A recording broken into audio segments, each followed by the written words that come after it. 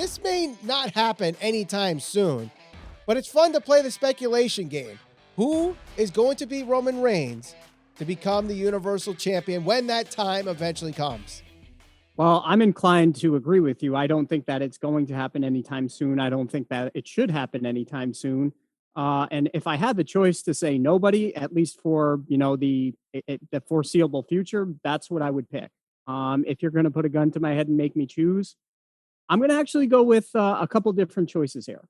I'm going to say either down the line after winning Money in the Bank, I'm going to say John Cena in a really big heel turn that will hopefully Okay. transition the industry in a different direction and get some extra attention, much like Hogan turning heel back in the day because you didn't see it coming. Or if they're going to try and put over I wouldn't say a younger talent because it's not like he's really young, but hmm somebody who isn't necessarily known yet to the mainstream audience, Walter.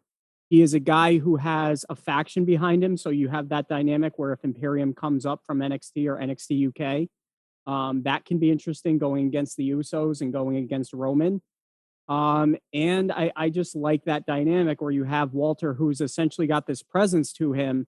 He can go in the ring. He's got one of the more protected titles. It's unfortunate that, during this pandemic era, he's doing all of these great things and maybe not going to get the acknowledgement that he really deserves from it. But at the same time, he's one of the best wrestlers in the world. And I don't know if he really gets the due credit that he deserves. I love Walter. I mean, every time I watch him, I feel like he might be the best wrestler in the world, and no one knows it because he's on NXT UK. And even WWE at this point doesn't even take NXT UK as canon because, look, they didn't even acknowledge Piper Niven when she debuted with Eva Marie. Doudrop. So, and Walter, for those that actually saw him on the mainstream level in WWE, he was the first eliminated in the 2019 Survivor Series, and he was out pretty quickly by Drew McIntyre. So, I mean, I would love if they actually brought his 800 plus day reign as a United Kingdom champion. If he ever came up to the main roster and bring that up, I don't know if I really see him going to the main roster. I think he's more of a mainstay in NXT UK, but I would love for that to happen. The other thing with Cena, you bring up Cena, I think while people would love to see a heel turn with John Cena, and people have been asking it for years and years and years, I think Cena might not be the right guy, especially if he goes and wins the Money in the Bank to do it, because that's the same old with WWE. Part-time guy takes over the main guy, and people would shit all over that. I don't think that's the route they Well, should go. look, here's the thing. The WWE doesn't really owe the IWC anything, and really they're the only ones that are going to complain about that. I don't And know. even to a certain extent with Cena, he is probably one of the more underappreciated guys in the sense that people hated him. And when I mean Yep. hated him, like they wanted him gone yesterday because they were sick of the title reigns. They were sick of Cena getting shoved down their throat. And now that he's gone, I think myself included, I think a lot of people would like to see him back. And again, the people that are going to say, oh, we don't want to see Cena, we're not, okay.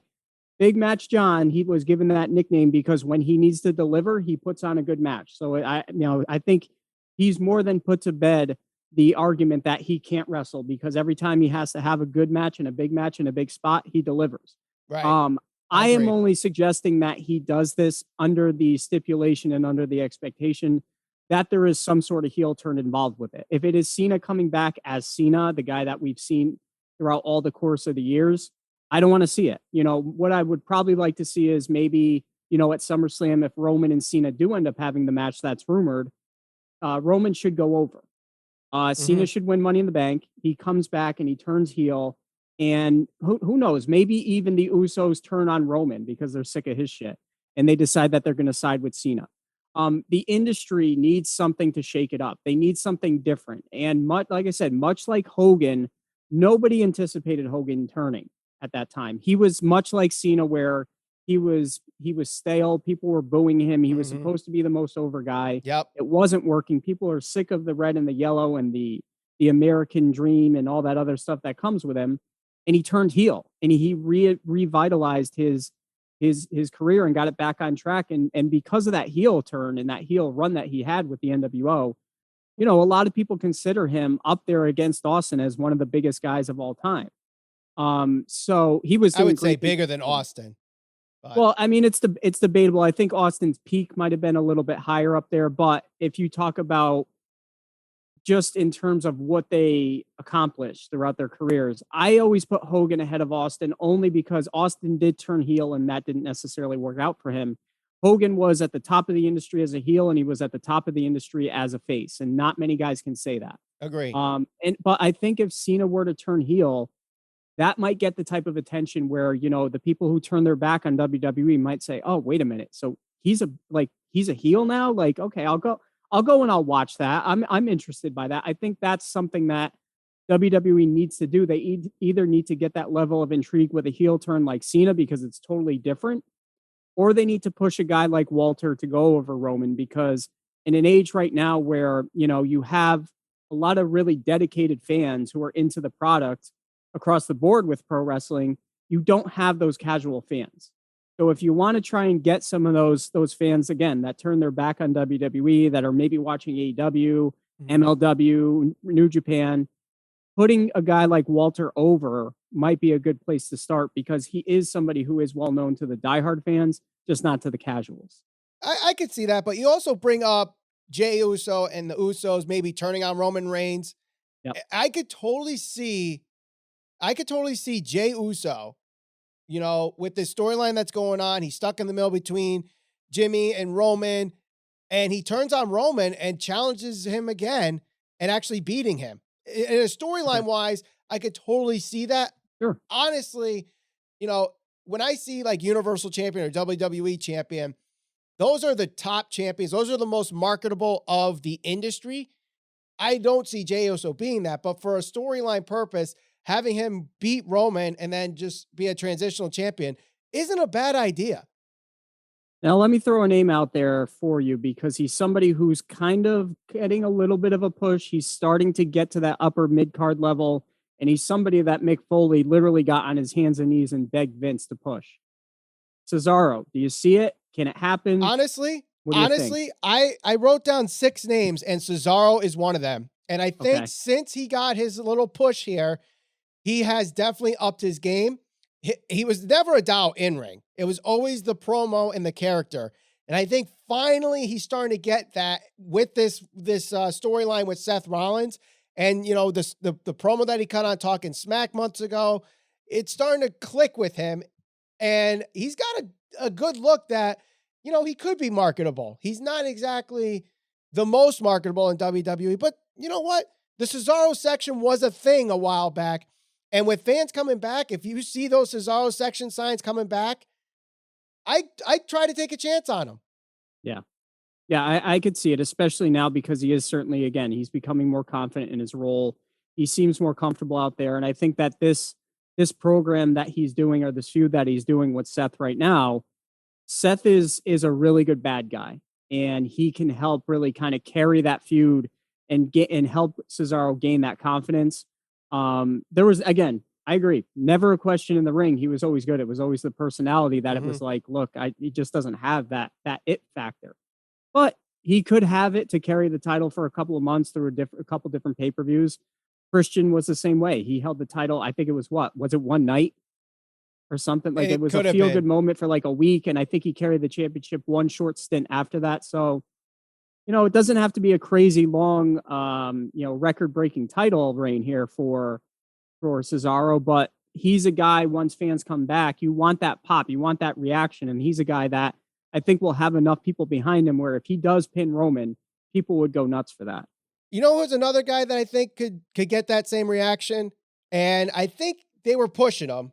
And for whatever reason, things are happening backstage that we don't know about. And I think the IWC and people talking about it don't know the whole picture of what's going on. But I honestly think Keith Lee could be a guy that could take down Roman. And I think, honestly, if whatever happened in January did not happen and he didn't have his setback with, his injury, I guess he had an injury in February or whatever, I honestly felt like this guy could have won the Royal Rumble and was probably planned to win the Royal Rumble. You got to get him back on TV for whatever the reason is he's not on TV right now. Get him back on TV. Give him a push from now until the Royal Rumble. Have him win next year's Royal Rumble. Face Roman at WrestleMania. Maybe you can have him be the guy. Yeah. That would be interesting for sure, especially because he's another one of those guys that, the IWC or the hardcore fans, the fans that want to see those guys that were big on the indie scene get pushed or get their opportunity. He's somebody that certainly would fit in that caliber. Now, another guy that has been pushed and has a little bit of a story backstage, or I should say back, when Roman first came back, was Drew McIntyre at Survivor Series. You could totally play that. And even with Keith Lee, play back the 2019 Survivor Series as part of the storyline, because Keith Lee's coming out party was that match, and Roman Reigns was the guy that eliminated him in that really great exchange between those two. But Drew McIntyre, the guy that seems to have gotten the number on Roman Reigns when he first came back. Obviously, he was on Raw, so that's why you don't see him since. But maybe have him win the Royal Rumble again and face Roman. And you have your two biggest stars right now in McIntyre and Roman challenging for the title at Mania. Yep. Yeah, I could see that as well. It's difficult because you want to see somebody beat Roman, but at the same time you don't. And if they're going to put the title on somebody, you almost hope that it's somebody who is younger or who's up and coming. And I don't think, unless they get fans back and unless they get to the point where the fans are truly behind somebody and they think, okay, this could be the next guy or somebody who can get to that main event level, they should not take the title off Roman anytime soon, unless somebody gets hot really quick. Right. I agree. I think right now WWE is in the kind of the same position that they were in the mid 90s, where, they were still trying to figure out life after Hogan. So they went with Brett and Shawn, and still, there were some really bad characters and some really bad booking. And that's why they were kind of very close to bankruptcy. And then Austin came, and Shawn gave the belt to Austin, and Austin went off with it. Roman is probably that Bret Hart, Shawn Michaels role right now, where they're just waiting for that guy to take WWE to the next level with life after Cena. And, things have not been good ratings wise, and people bring it up, record lows and on Monday Night Raw and stuff like that. And, they're just waiting for that next guy. Could it be someone in NXT? Right now, I don't see it, but do you see anybody in NXT? No, not off the top of my head. Nobody jumps out in my head and makes me think, that could be the guy, that should be the guy. I'd want to say Adam Cole, but we've been over this. I just don't see. So, I mean, if he stands across from Roman, the size difference alone, people are going to look at that and say, there's no way. Right. Exactly. I think, and I know people are going to be, oh, well, what about Daniel Bryan? Daniel Bryan has always had like the history of being that underdog, the guy that is supposed to come up short and proves everyone wrong. But even Daniel Bryan next to Adam Cole looks like a 25-pound difference. Yeah, because he's got a little at this point in his career, and maybe not as much, but there's a little more definition there. Yeah. Adam Cole just doesn't have much muscle mass to him. And to some people, that's not a big deal, but to other people, they're going to look at that and just be like, there's no way. I mean, when this is all said and done, I think people are going to say Roman Reigns' title run, at least in the modern era, is one of the best ever. And I think we have two of the best title runs happening right now. In WWE, it's Roman Reigns, and in AEW, it's Kenny Omega. And we actually had a conversation recently on who is the better champion. You could click the thumbnail on the screen right now to check out our conversation. Don't forget to share this over social media. We're on Facebook, Instagram, and Twitter, SCPB Podcast. Subscribe, hit that bell, and we'll see you on the next episode of the Squared Circle Psychobabble.